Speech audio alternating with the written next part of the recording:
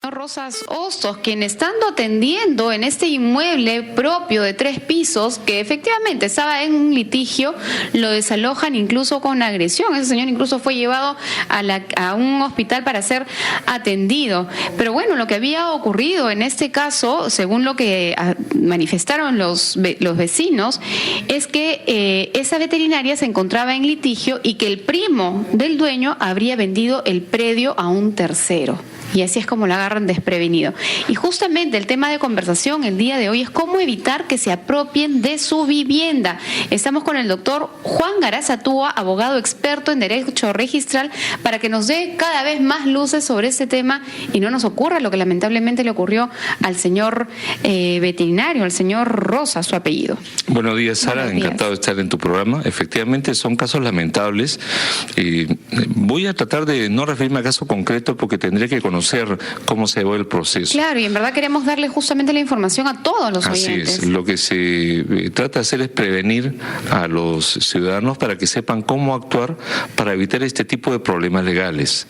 El derecho de propiedad que no se inscribe es un derecho de propiedad en riesgo.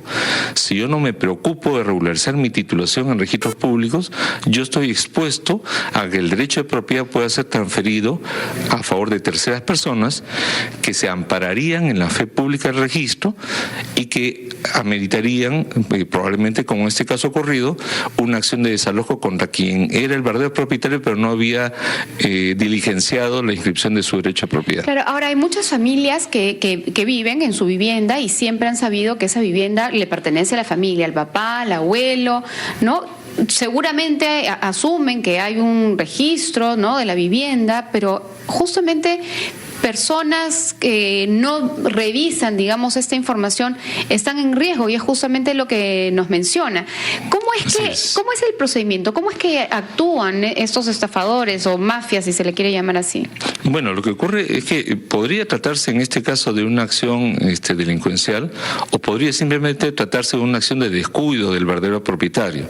Si yo adquiero una propiedad y no inscribo mi adquisición, el anterior propietario podría, de manera dolosa, volverlo a transferir a un tercero, quien por confiar en la información del registro estaría protegido. Esta es una situación que se presenta muy a menudo. Lamentablemente aquí lo que está de por medio es la falta de acción del primer comprador. Vamos a seguir hablando de este tema y además ustedes, amigos, pueden participar con sus consultas, pero antes nos vamos con información desde el Congreso. 11:09 de la mañana, amigos, estamos de regreso en Siempre en Casa. Les saluda Sara Abusaba. Me encuentro en los estudios de RPP Noticias con el doctor Juan Garazatúa, abogado experto en derecho registral.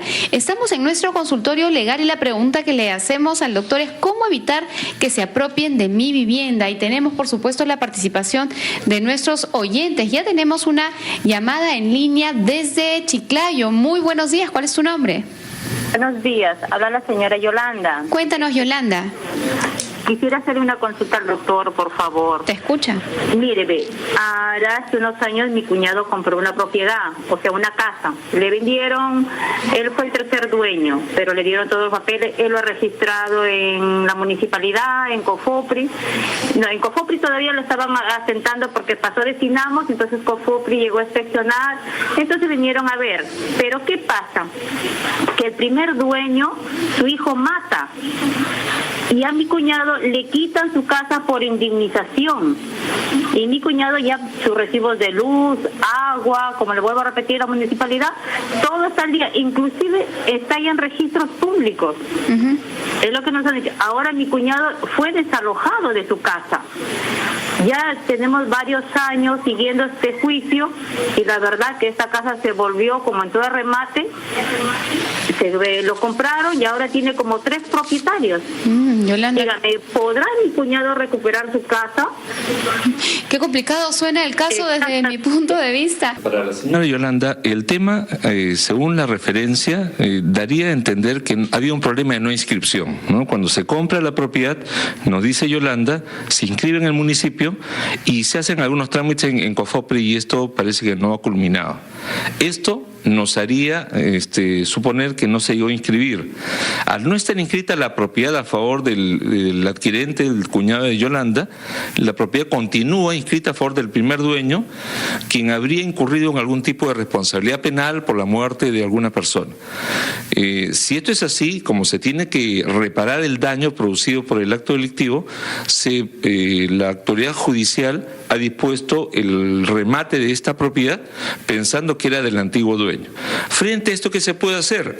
El que adquirió y no inscribió puede presentar una tercería excluyente de dominio. Tercería excluyente de dominio. Así es. Este es un procedimiento que se inicia para evitar que la propiedad adquirida y no inscrita sea afectada, ¿no? Pero se tiene que demostrar que la adquisición fue antes de que se disponga la medida judicial. No conocemos en este caso el detalle. No conocemos si cuando compró el cuñado de Yolanda, la propiedad ya estaba afectada por esta medida. Esto significa que deberíamos tener también mucho cuidado al momento de adquirir la propiedad. No se puede adquirir una propiedad sin hacer un estudio de la titulación. Existen casos en los que las propiedades ya cuentan con afectaciones y esas afectaciones tarde o temprano van a terminar en un remate.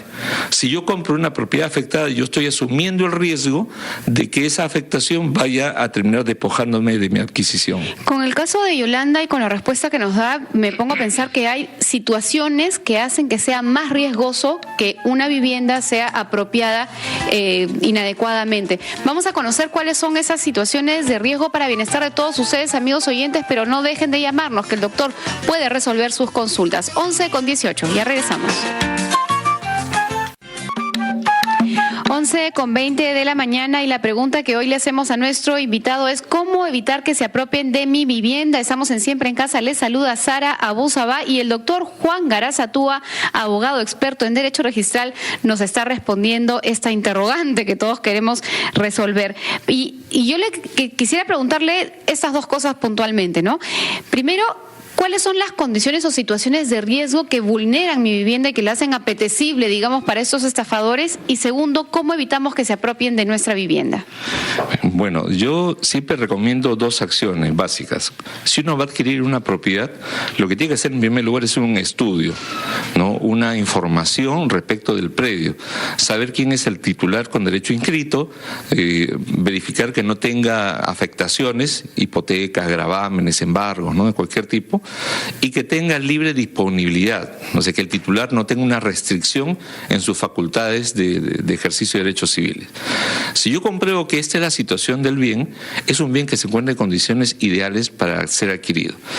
Hay una recomendación adicional, es verificar que la propiedad esté desocupada, porque si la propiedad está ocupada por terceros, yo no conozco si ese tercero está ocupando a título de inquilino, de arrendatario, de cuidador, de guardián, o está poseyendo en condición de un propietario que ha usurpado el bien y está transcurriendo el plazo para ser reconocido como propietario en vía de prescripción.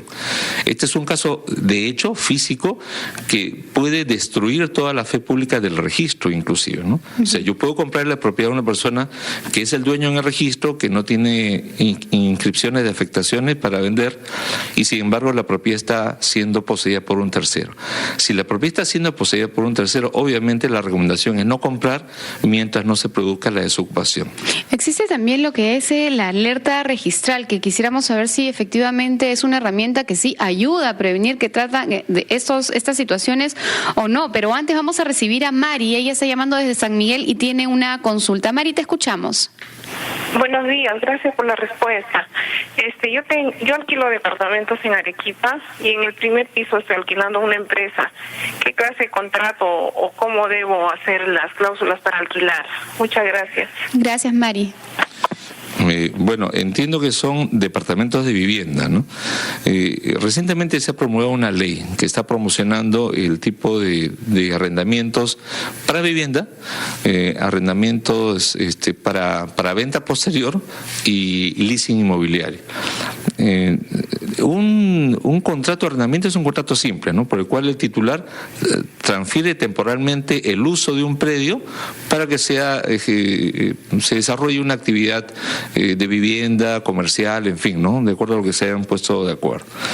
Y en este caso, la recomendación para Mari es introducir una cláusula en el contrato de arrendamiento que le permita la ejecución extrajudicial de la devolución del bien. En caso no pague, por ejemplo. En caso no pague o en caso de que concluya el contrato, ¿no? Porque nosotros tenemos casos en los cuales el arrendatario no quiere devolver el bien al término del contrato, o simplemente no paga o no cumple con alguna de las prestaciones, como son los pagos de servicios, arbitrios, y esto es una causal de resolución del contrato. Antes uno tenía que hacer un juicio, demostrar que había un contrato, demostrar que había fundamento para que se desocupe, y luego de eso recién venía el lanzamiento, la parte de ejecución. Ahora esto se ha aliviado con estos procedimientos ligeros, por los cuales la parte se allana anticipadamente al desalojo y simplemente se procede a la ejecución de ese acuerdo. Repitamos esa cláusula. Sí, cláusula de allanamiento a la desocupación. Ajá. Es decir, hay que tener mucho cuidado con ese nombrecito. Si yo solicito el allanamiento, ya no voy a recibir una negativa de parte del demandado, porque el demandado ya se allanó. Entonces, de esa manera, el propietario se protege de que va a recuperar su vivienda al término del contrato. Claro, en el menor tiempo. Sí. Consuelo también está llamando desde Villa El Salvador. Consuelo, bienvenida. Muchas gracias, buenas tardes. Mire, yo quería preguntar al señor, yo soy una de las vecinas de 100 familias que vivimos acá en este asentamiento. Sino, yo quiero preguntar, ¿se le puede llamar dueño a una persona que ha recibido una cantidad de terreno por medio del Ministerio de Agricultura en el año 60 para fines agrícolas, dice, ¿no? Pero él ha comenzado, ese año comenzó a vendernos a nosotros, y bueno, yo soy por lo menos hija del que ha adquirido ese lote, ese pedazo de terreno, y hasta el momento, mire, ya son nietos, sobrinos, etcétera, que no podemos adquirir una propiedad, no podemos registrarnos en registros públicos porque no tenemos alguna documentación, pero sí nos hemos inscrito como asentamiento en la municipalidad y tenemos nuestros autovalúos, etcétera, pero no tenemos título de propiedad. Bien. ¿Qué le podríamos decir? Sí, bueno, en este caso lo que tenemos es un caso de poseedores, ¿no? Hay personas que, como Consuelo, han tenido esta historia de adquisición por posesión. Podría haber ocurrido, no sabemos si en este caso ha ocurrido, que ya el programa de titulación de tierras del Ministerio de Agricultura, que después pasó al COFOPRI, haya hecho un estudio de la zona, ya haya identificado, ¿no?, este tipo de posesión informal. Si fuera así, COFOPRI tiene las facultades de otorgar los títulos de propiedad, ¿no? Actualmente ya algunos gobiernos regionales han asumido esta competencia de COFOPRI y son los gobiernos regionales los cuales otorgan estos títulos de propiedad. Si no fuera así, lo que hay que hacer es solicitar que se reconozca la condición de propietarios para estos poseedores. Pero estos procedimientos son masivos. O sea, todos tendrían que, las 100 familias deberían hacer ese procedimiento. No necesariamente, ¿no? Tendría que ser una solicitud por lo menos mayoritaria, y la autoridad competente lo que va a hacer es programar una visita a la zona, identificar, ¿no?, dentro de un perímetro determinado cuántas propiedades existen y recabar la documentación que tengan en su poder.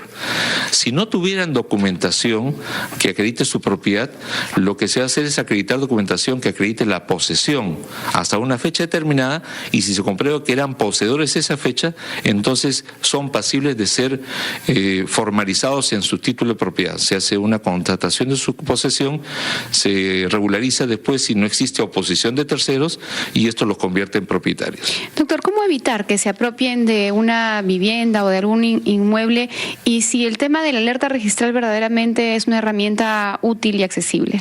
Sí, desde luego. Lo que ocurre es que una vez inscrita la propiedad, uno debería estar protegido, ¿no? Porque si yo accedo al registro es justamente para que tenga yo una tutela del Estado. Es como una caja fuerte, ¿no?